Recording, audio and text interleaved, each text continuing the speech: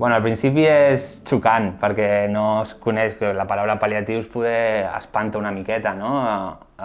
O tothom pensa que és l'últim recurs que et queda o alguna cosa així, i no és així, és una ajuda diària, és facilitar el dia a dia. M'han donat suport físic molt, evidentment, m'han donat suport moral, suport espiritual, també.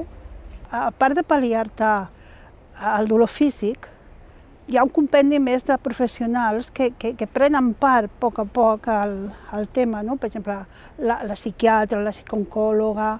Claro, a mí lo de cuidados paliativos me pareció, bueno, me están sentenciando, ¿no? Era el vigilar también mi estado de ánimo, preocuparse por la familia, por cómo lo llevaban. Me lo contaste absolutamente todo, me contaste el tratamiento de mi madre, me contaste la situación de mi madre, todas las cosas que tenía, que yo no sabía que tenía tantas cosas, porque me pude despedir plenamente consciente. Y eso para mí es un gran plus, la verdad, a la hora de afrontar todo lo que me ha venido después con el fallecimiento de mi madre.